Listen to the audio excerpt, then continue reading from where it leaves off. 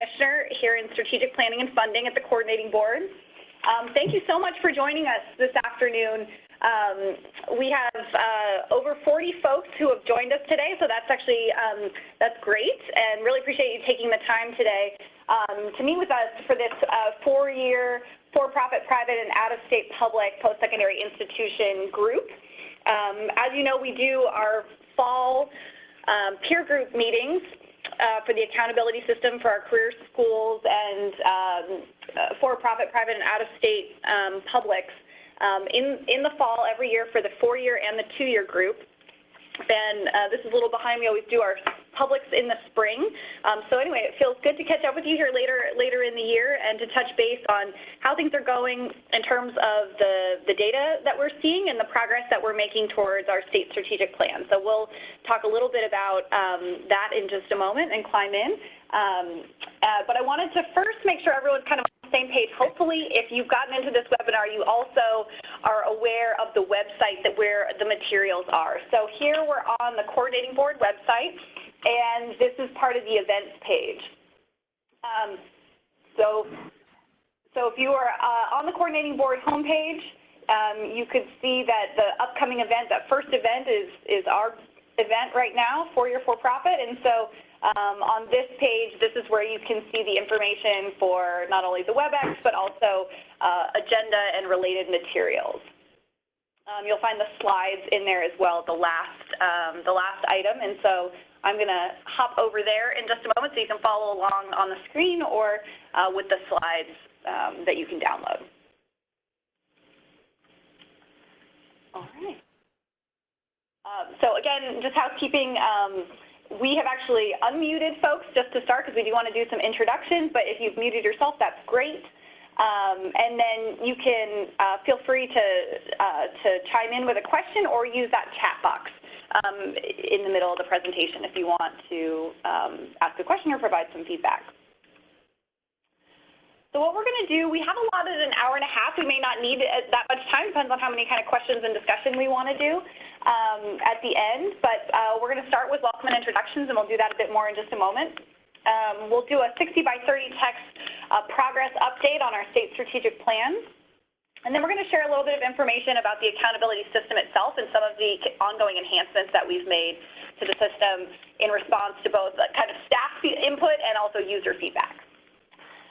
Then we'll talk a little bit about the reporting timeline for your group of institutions and have time for questions and comments at the end. All right. So I already said introduce myself. I'm going to let Cliff also introduce himself. I'm Clifford King. Many of you who do student data reporting will probably interact with me for technical assistance and any kind of support, and I'll be talking to you later about some of the reporting requirements as well as the accountability system. All right, great.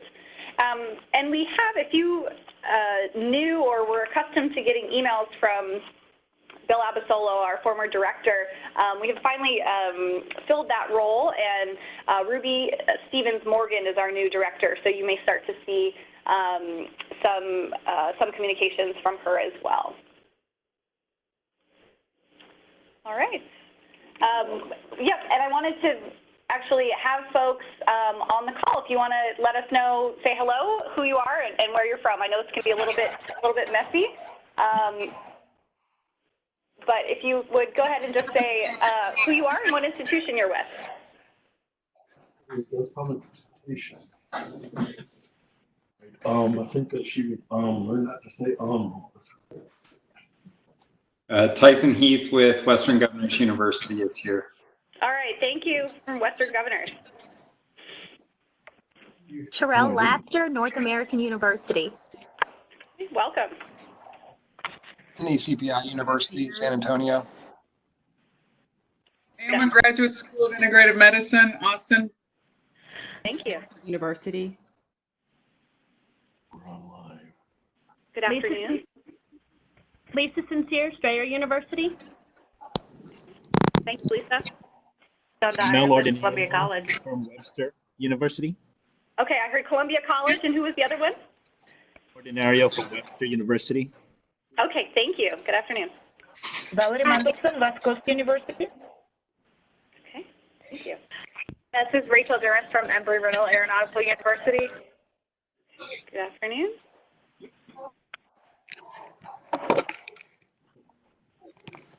Erin Mazia at Johns Hopkins. Okay. Thank you. Tina Eccles.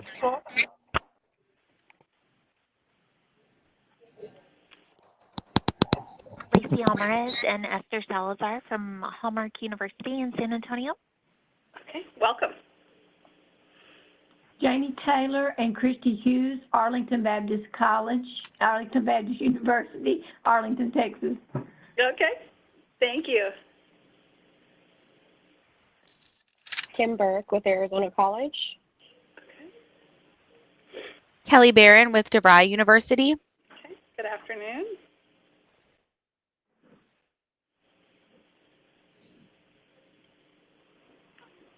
All right. Dina Eccles, South University. All right. Anybody else? Last call.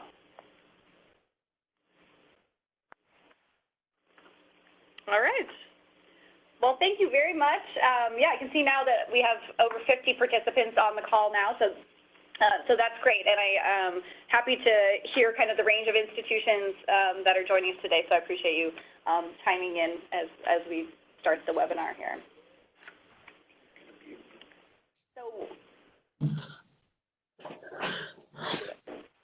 So on the 60 by 30 text progress report, I want to start with just kind of some general takeaways, and then I'll show you a little bit of data. So in terms of the state strategic plan, for those of you who have joined us for the last several years, you'll know that in 2015 we started a new strategic plan called 60 by 30 text, and what it refers to is that we are aiming for 60% of our young adult population, aged 25 to 34, to attain some level of post-secondary credential, either a certificate or degree, by 2030. So that 60% by 2030 is the 60 by 30 text plan. And there are 4 goals. That's kind of the big overarching goal. We also have a goal around the number of completions that we seek in a year with some specific targets for underserved populations, and I'll share those in more detail in a minute. Our 3rd goal is around marketable skills and ensuring that students complete programs with marketable skills that they can take out into the workforce and that they're able to communicate those in a language that makes sense for employers. And then also our 4th big goal is around student debt and making sure that student debt remains manageable. And I'll talk a little bit about what we mean by manageable. So this year we have our 2018 data available. So this is the 4th kind of data point that we have since the plan started in 2015. And on the slide here, you can see some of the key takeaways as we assessed our progress this summer. So the 60 by 30 educated population goal, this is a really ambitious goal.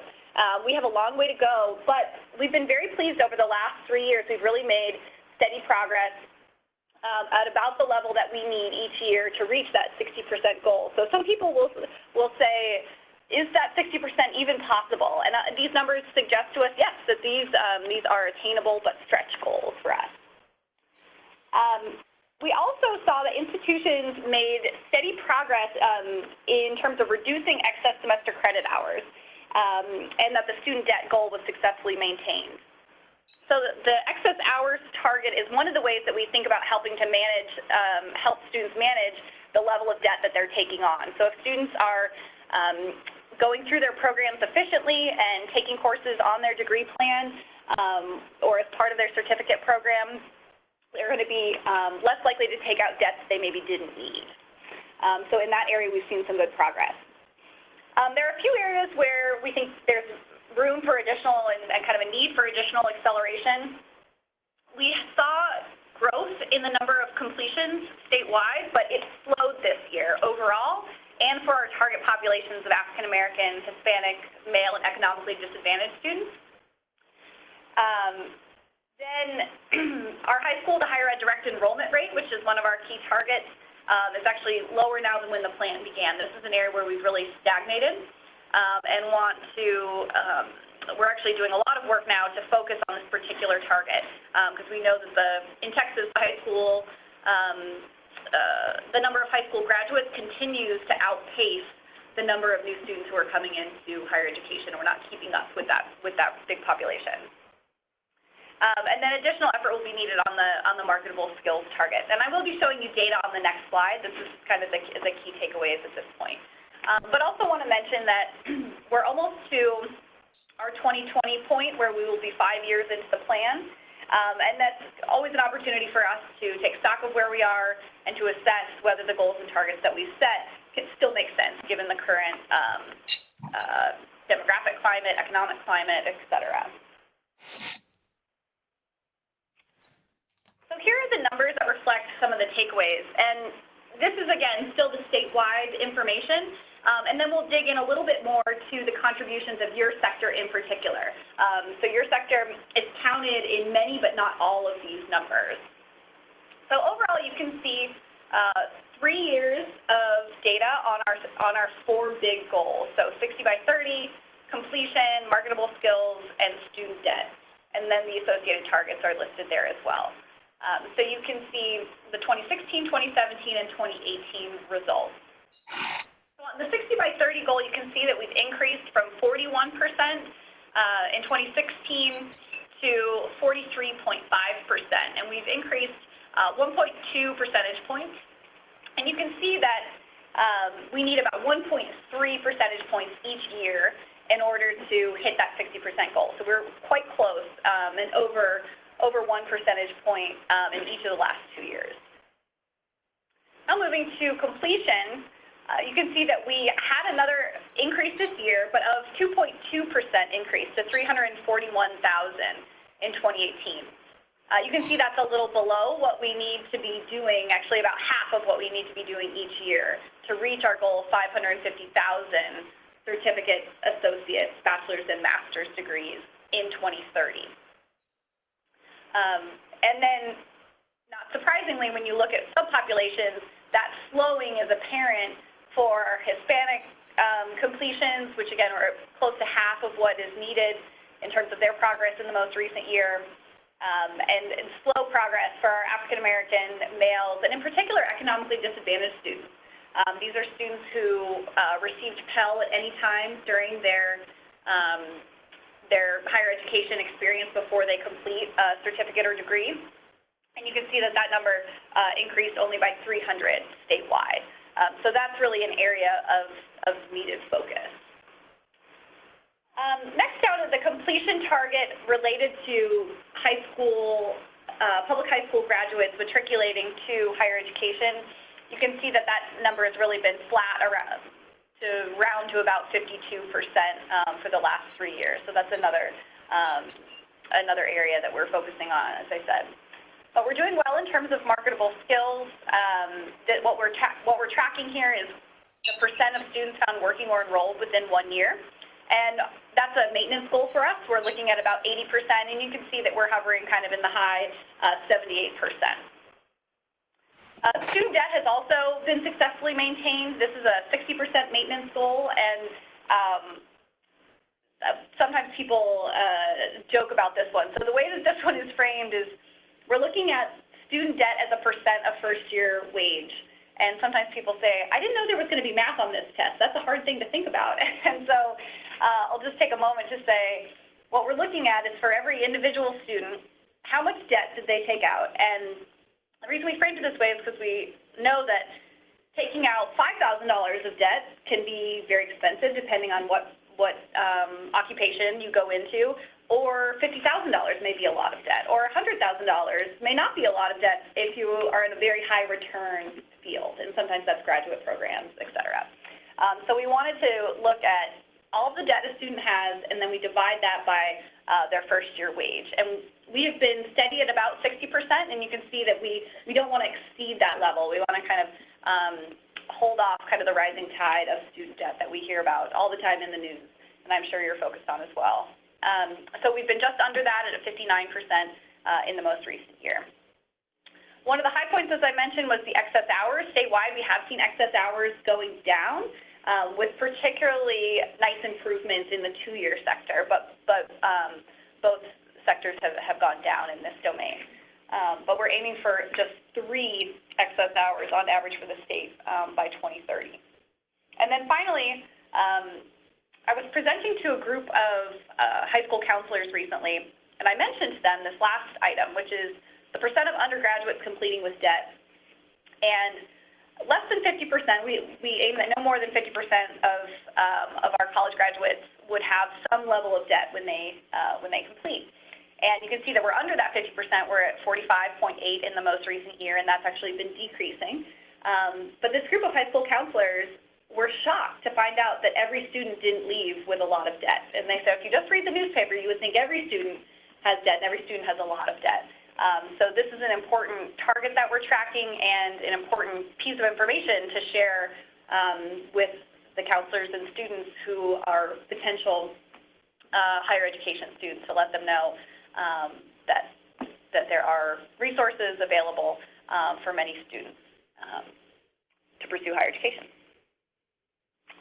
Okay, so these are the items where our 4-year non-public and career schools explicitly contribute. And so you are included in the overall completions, and then the completions for Hispanic, African American, and male students, as well as the target that we track for marketable skills for working or enrolled within 1 year. And these are, again, still the statewide numbers, but now I'm going to show you the proportion that came from your sector. So you can see that for overall completions, that your sector represents about 3.6% of the total. So a meaningful difference here, especially when we changes that are happening year to year statewide. So you can see that went from just under 12,000 last year to 12,433 in the most recent year, for an uptick of 3.7%. Hispanic completions also increased by 5.3%, and that your sector contributes about just over 2% of those Hispanic completions for the year. African Americans are particularly highly represented in your sector. The African American completions of 2,870 in the most recent year makes up almost 7% of all the African American completions in the year in the state. But you can see that that number actually went down, and this is one of the kind of slowing areas in the state, and so something that we're particularly interested in. For males, again, there was an increase in male completion in your sector from 4,400 to about 4,600, an increase of about 3%. And for working and enrolled within 1 year, so we're looking for folks that we find in our Texas Workforce Commission unemployment wage records a year after completion. And so you can see there's a little bit of a delay for our, here we're showing 2016 and 2017 data, that there was a 2 percentage point increase in this sector, moving from 73% to 75%.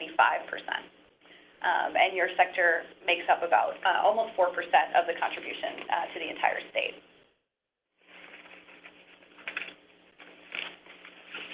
So I want to just note that your sector, more than others, has more fluctuation year to year. So we know some of the changes that we're seeing are not just kind of the underlying trends in student patterns, but also the patterns in whether institutions are reporting to us at all. So sometimes we, either institutions end because of closure or no longer report to us because of SARA, and in some cases new institutions begin reporting to us. So you can see this is data from the last 3 years, 2016, 2017, and 2018. And you can see we had a few more institutions stop reporting to us due to SARA, but many fewer than in the last couple of years. So many institutions kind of fell out in 2016, a good handful more in 2017, but just 5 in the most recent year. We also had 2 institutions that closed or no longer had Texas students, and then we did have 8 start reporting newly to us. So that gave us a total of 80 for the year, which is up 1 from last year. All right. So let me pause there. Any questions or comments, either in the chat box or if you want to chime in to ask about any of the statewide progress on our state strategic plan? Hi, North American University. You brought up SARA. Can you just make sure everybody on the call understands SARA? So this is Cliff again. So SARA is it's a national initiative for institutions of higher education that are actually either in our state or out of state and that have a presence somehow in other states in the country. Some of it is only by distance ed. Some of it is a combination of distance ed plus some on the ground like clinicals, that kind of thing.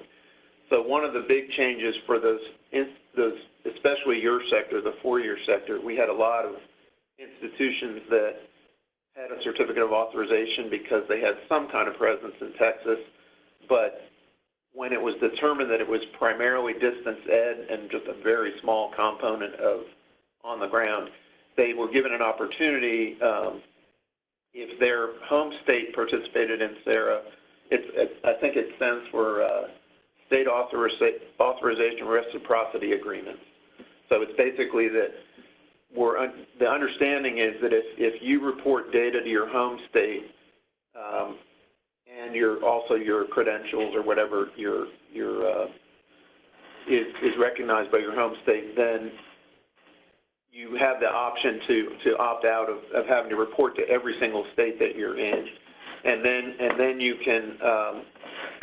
The only downside to it is if you're part of that, you report enrollments, fall enrollments, I think, to a national organization, but we don't get your completions anymore. So that's one downside. But for some of you who have been involved in that, it could even be some Texas institutions that helped you if you're in other states as well. So anyway, that's what that's about. For some of you who may be in SARA and maybe out of state, if you are still included in our reporting, it's because you have some kind of physical presence here that is actually significant enough to not get the exception of SARA. So hopefully that helps with that. Hi, how are you? All right, so we're going to move into the next section regarding the accountability system update, and I'll turn it over to Cliff. Okay. So one of the features that we have where we showed you some slides for this data as well is our accountability system, where we actually publish data for institutions and statewide, so you can actually see the contributions that you have. So I'm going to just show you, for those of you that have seen this before, you've seen some of it. Man. We've got some folks who are not on mute, so if you would go ahead, we can hear a little bit of side conversation. If you would go ahead and mute, that would be great. So, yeah, so I think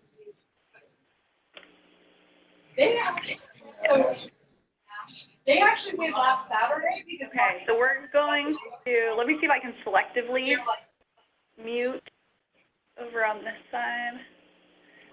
Go ahead, Cliff. Okay.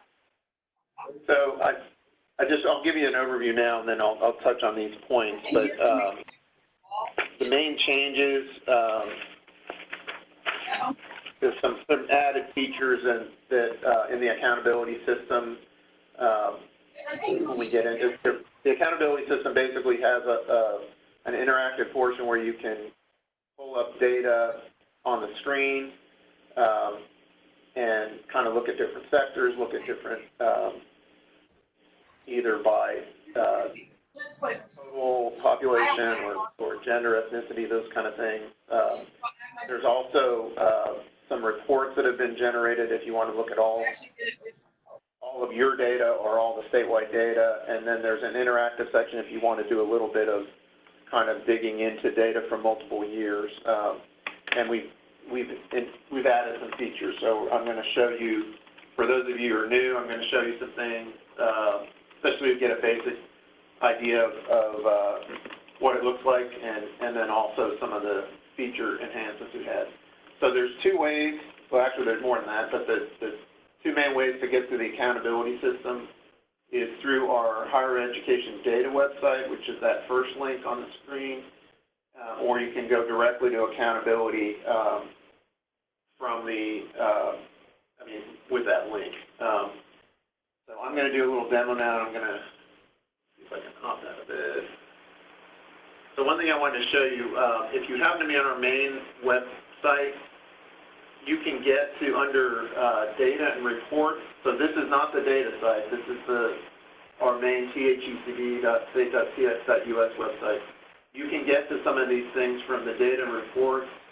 You can either get to the Texas Higher Education Data homepage, which is where I'm going to take you initially, and then or to the accountability system from here. If you actually go to the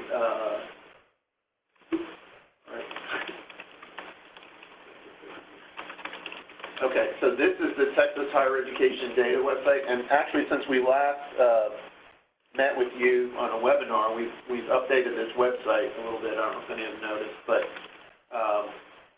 anyway, the very first sort of featured application on there is accountability system. So you can actually click on that and go right to our accountability system.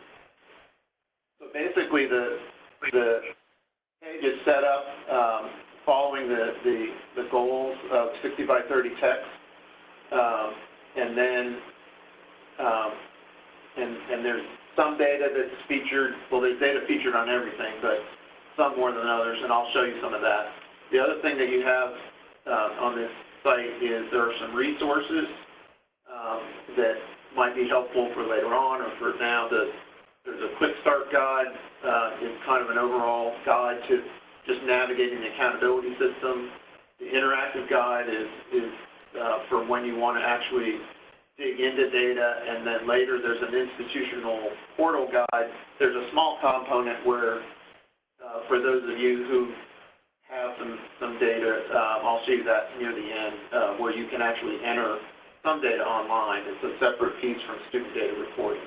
And then there's also measures and definitions that you can find that are specific to your sector. So first of all, I'm going to show you. So the default for this is the statewide overall, and I'm going to go ahead, since we showed a slide that showed the data for the state for completion. I'm going to go ahead and click on the completion goal. Sometimes it takes a little time to generate. Hopefully this will behave. It looks like it's doing okay. Okay. So this included some of the data that we showed you for the overall statewide completion goal. If you want, we saw 2017, 2018, and you can see the percent.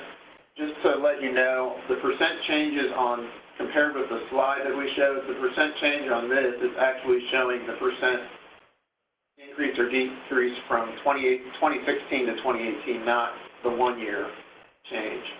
And just a little quick thing on, if you see down here, the little blue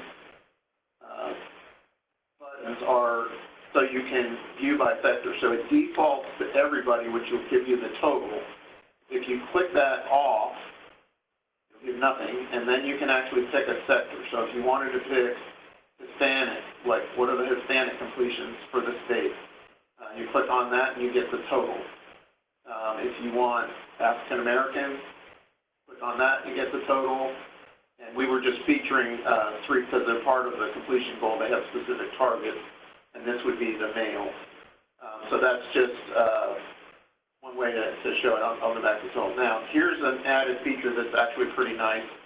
It used to be when you wanted to change sectors, you had every time to start over, pick a sector, then pick a goal, and every time you had to redo it. Now, we're in the completion goal, and your sector, it's a little weird. We didn't have a long enough, didn't have enough room to show your full title, so the abbreviated one is called Non-Texas and Career Institutions. We apologize. That doesn't really fit you, but that's what's there. But you're under that category, you're the four-year institution. So if we click on that,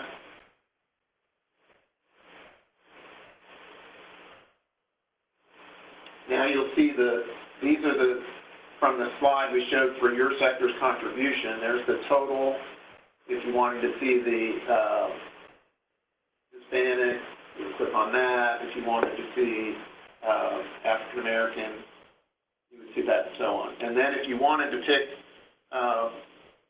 you can also pick your school. And if you want to see your specific institution, you can pick that as well, and you can see what your,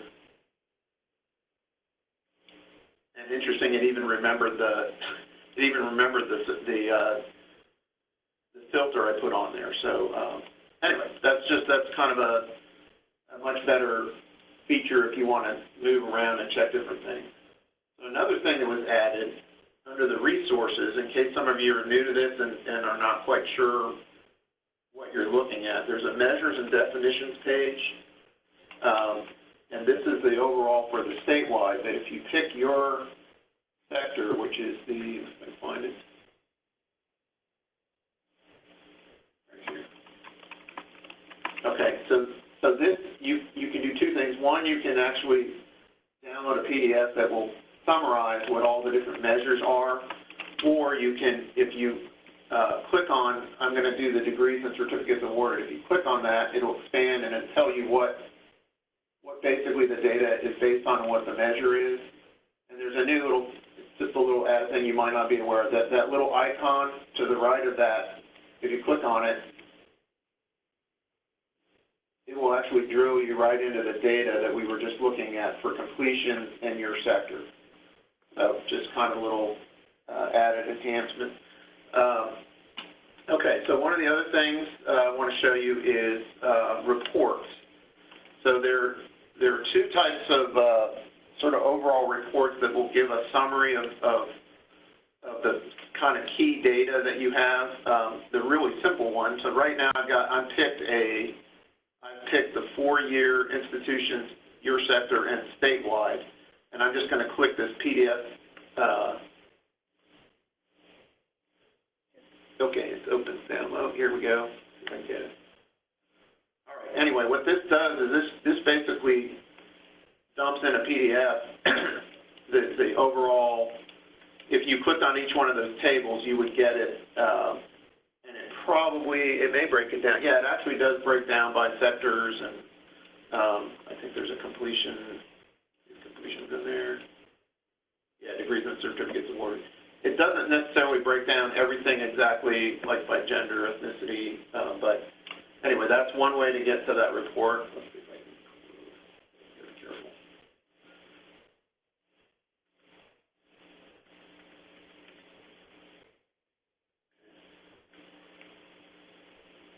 Try to get back to mine. Okay, so another way that you can get, now I'm going to move into the interactive section, and another way to get to those same types of reports is to click on accountability reports under the interactive menu. Again, pick your,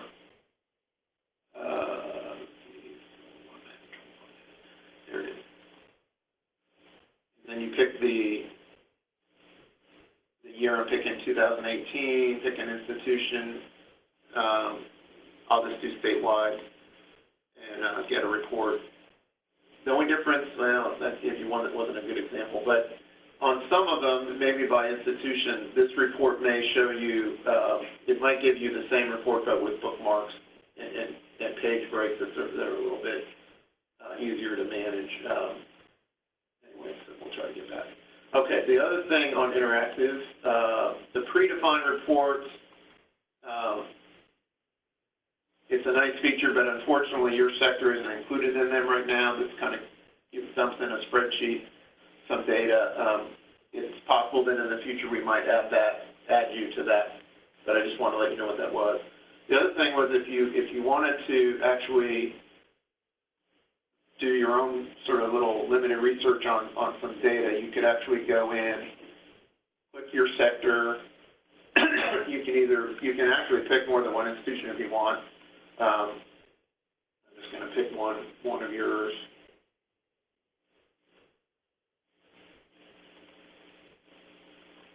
And then you can So again, we're sticking with the degrees because we sort of focus on that. So some of this is a little tricky. If you don't realize how to do the filters, it's going to give you everything. So the first one is you can see it for 5 years worth of data. If you don't limit this, you're going to see everything broken down by gender, ethnicity, all the different things. If you want to just see totals, you can click the select all, turn it off, hit select all on each one of these. I won't take too long, but that's just one. And there's even all things on degree type. And I don't know if this applies to your institutions as much, but there's even regions in Texas.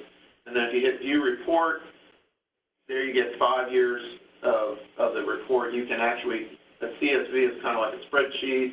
You can do a PDF, but anyway, this gives you a little bit of, if you wanted to do some research on your own, there's some choices there. Yeah, and let me just add here that often people like the interactive because you can do comparisons. So if you're interested in other, if you want to look at everybody in the sector and who's sort of similar to you, you can do that. And so that would be just scrolled up a little bit instead of just picking an individual institution. You could pick every institution in the sector. You could handpick the ones that you're interested in.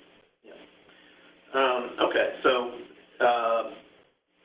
just one more thing on the resources again. I won't click them here, but there's some PDF guides that will update from time to time that will help you in case you're just coming in cold and don't know. It'll give you a little bit of a tutorial on how to get to the different systems. So I think that covers what I was wanting to cover in there. Let's go back to this.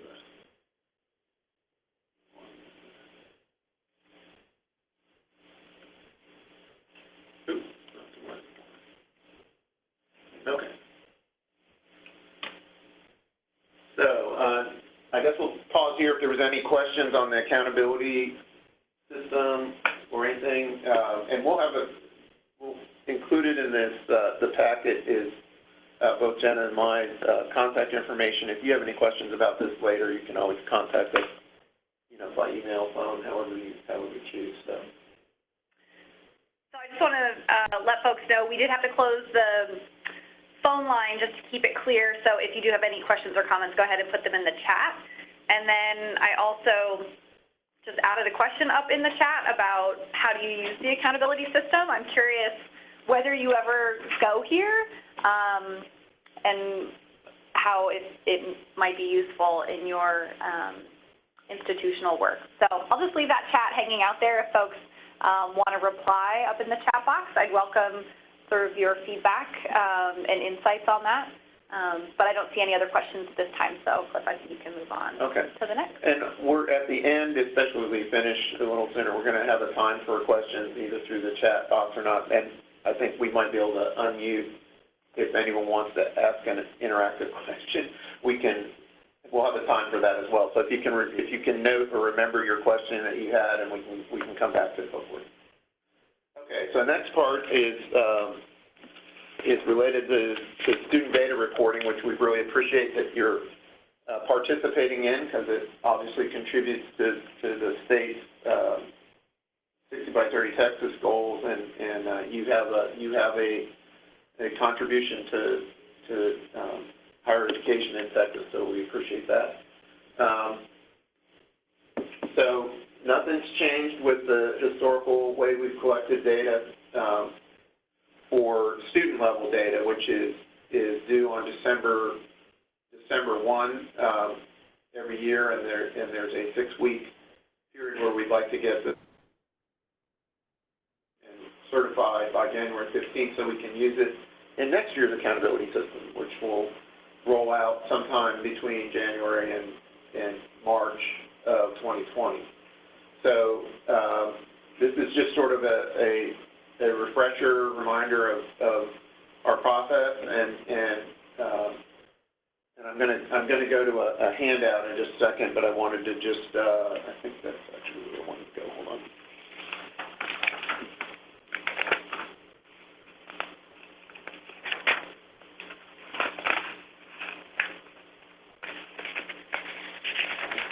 Okay, so now if any of you had pulled up there was a handout called data reporting, and I'm going to switch over to that.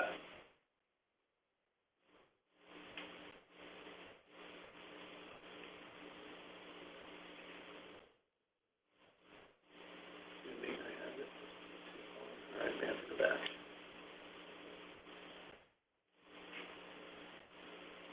So it's this under the meeting materials, it's this document right here. So the first part of this is the just data reporting timelines, and it can get a little confusing for your sector. We have another area of our agency that you all probably deal with related to your certificate of authority or certificate of authorization process, and that group includes, if these names mean anything to you, Kathy Mayer, Paul Schuler, Christina Ayala, and they're involved with keeping up with the current aspect of your certificate of authorization. And there is, in addition to the student data reporting, there's an annual compliance review where you update information about your own authorization and the programs you're offering in Texas. It's also a time to figure out whether you still are required to have a certificate of authorization and whether you need to continue the student data reporting component. So it kind of keeps things current. That's how we know when we showed you that screen, the slide of who has left, who has closed or stopped being a part of this because you just stop having a physical presence in Texas. They keep track of that and let us know. So just so you don't get confused, you might see there's another reporting, and I think they split you into I think it goes A through O or E through Z or something. You know, half of your report for that annual compliance review in January, another half in July. So that's a separate process and a separate login from the student data reporting. But just wanted to let you know about that. In a minute here, I'm going to talk about the student data reporting, but there's also an institutional data entry and accountability system for licensure data, certification data, if you have it, that can happen after the student data reporting if you want to participate in that.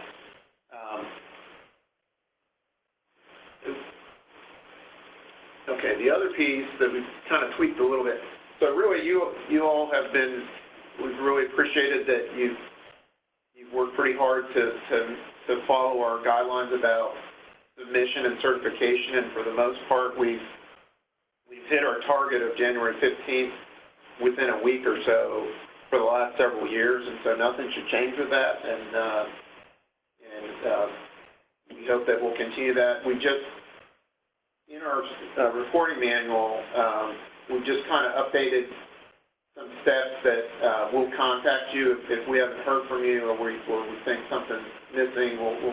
We have a few steps, but you can see that on the tracking, the items 2 through 4, I don't know that we've ever had to kind of institute any of those, but it's just out there. So the main thing to note is, given that the due date for the student data reports is right around Thanksgiving and before Christmas, and so lots going on, sometimes that's a little tricky, but the goal is if you can start now if you want to, but the goal is that you get at least an initial submission of your CBM 001 and CBM 009, which is your enrollment and graduation report, by December 1, or at least get in touch with us and say, hey, we're working on it, we're making an attempt, if you delay. So basically, if we've seen some kind of activity or you've contacted us within the first 2 weeks, or within 2 weeks of this December 1, then we know that you're on the right path to completing the process. And then once you've submitted data, you can either resolve issues yourself, or I will get in touch with you if there's any errors on any of your edit reports to resolve that. And then once you have clean edit reports, the final step is just to send a certification statement by email to me. And anyway, I expect that we're going to continue with the good results we've had the last several years, but that's really the intent of this part of the process. So, all right, now I want to just get back to one other aspect of the reporting. So for those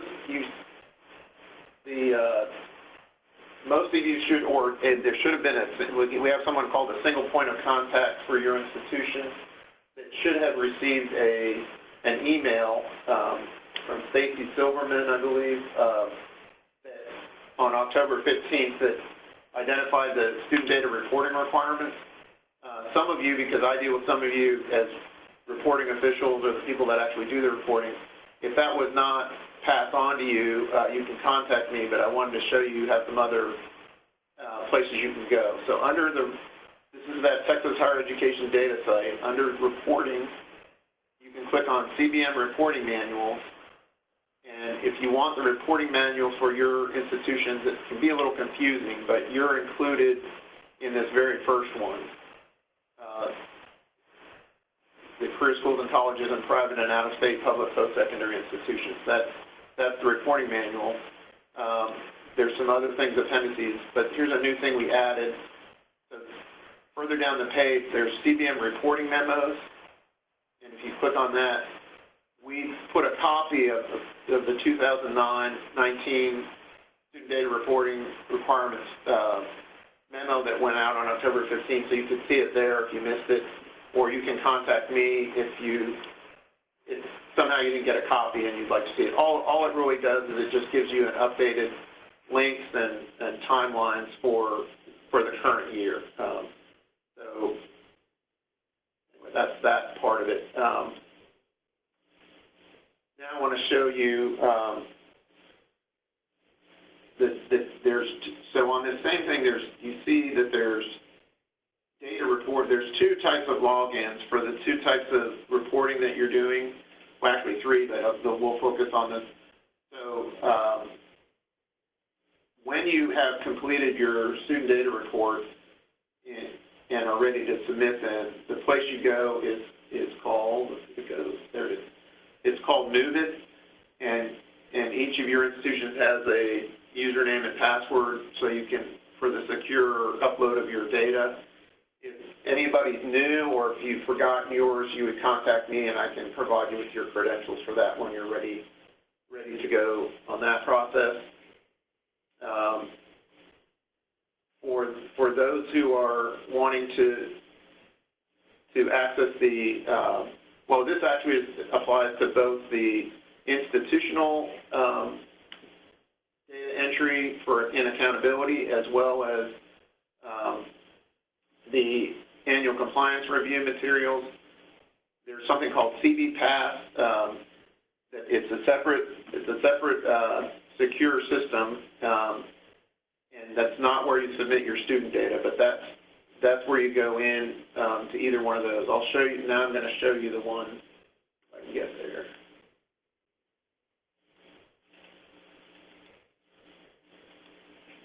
Okay. So if you if you need any information for how to get into that system, that in the resources of accountability, there's a institution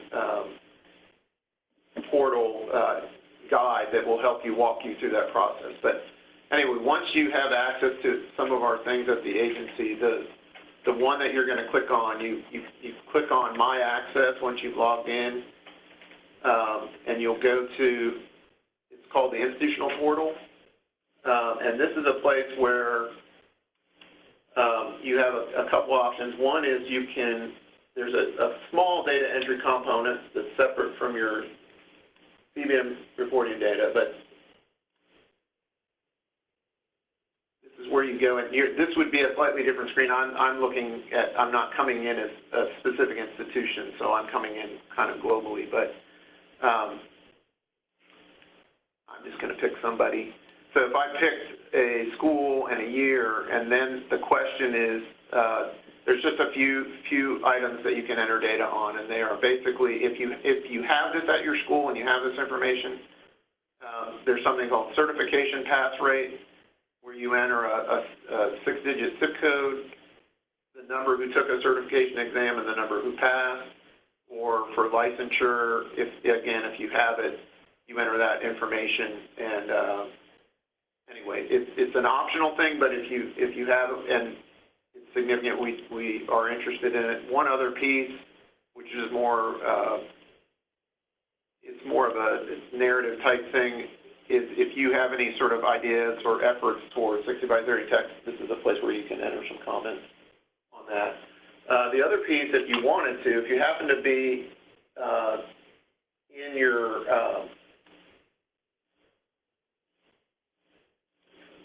if you happen to be in your looking at your institution's data and you kind of either wondered about it or you wanted to qualify something related to what's being presented, you can actually go in, and first you got to pick the rates. And find your sector. Hold on.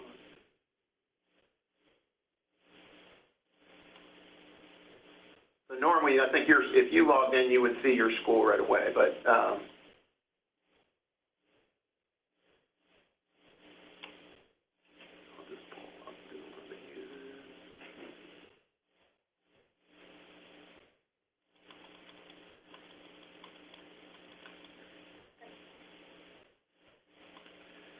okay. Is you pick your school, the year, and then I'm going to do completion just because that's one of the things. All right. Yeah, what it shows you is this will show your institution's results over the last 3 years for that particular whatever measure you pick. And if you wanted to add comments, they actually could be displayed publicly. There's a click here. If you wanted to add any comments that would either augment or explain your data, you're welcome to. Some of our public institutions do that, others don't. It's a completely optional process. But if you wanted to do that, we just wanted to let you know that was available. So, and if we may send a separate reminder about this in case any of you were interested in this part of the process. But we just wanted to let you know that's another aspect. So let me get back.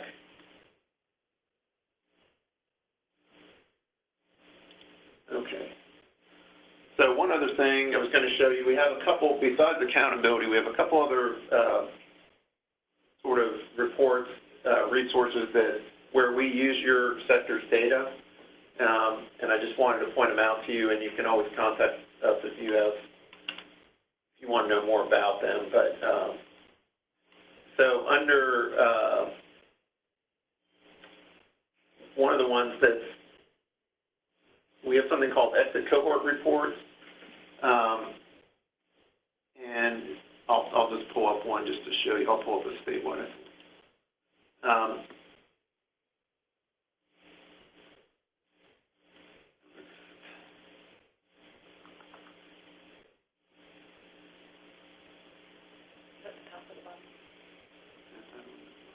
You may be right.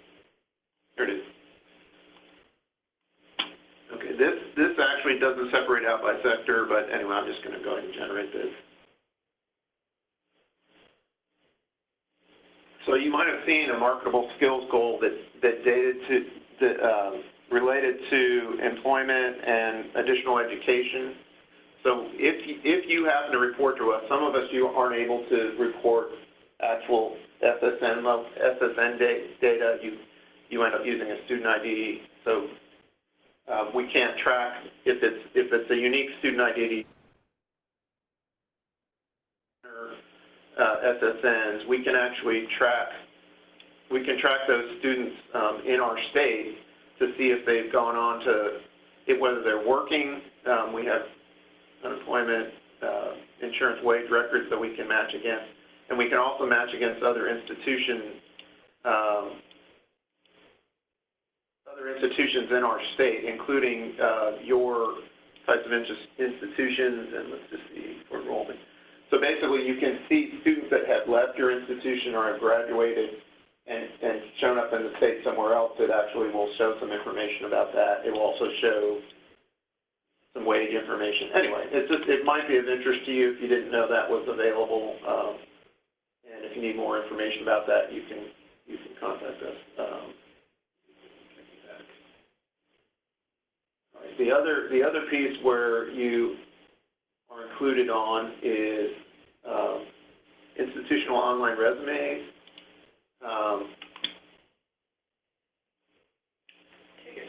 Oops, thank you. Yeah, this one breaks you out by your own sector, so I'll just. This is just a one-page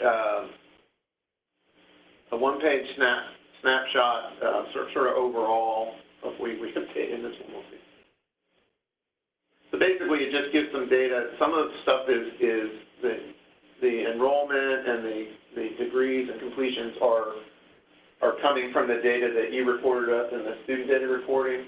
Some of the other measures we pull from IPEDS data if we have it. But our public institutions have this as well. This is just intended to be like a one-page snapshot of sort of some of these outcomes that we have. So anyway, I just wanted to let you know about that and some other resources we have. And then,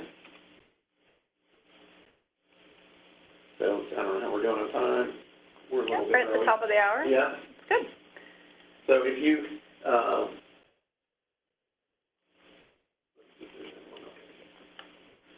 so at this point, I don't know if we can unmute everybody, but we might be open to questions if you have anything that you'd like to bring up that we may not have covered clearly, or anything like you'd like to ask specifically. So I'm going to go ahead and unmute the line. So unfortunately, when I hit unmute, it will unmute everybody, even if you've muted yourselves.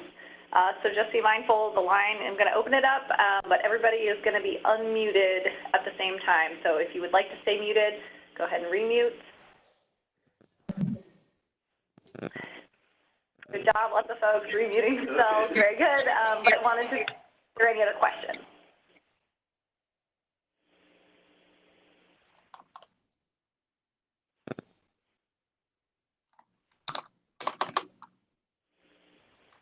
All right. You can also, and I don't know if there's any in the. No, yeah, no, it's fine. All right, well,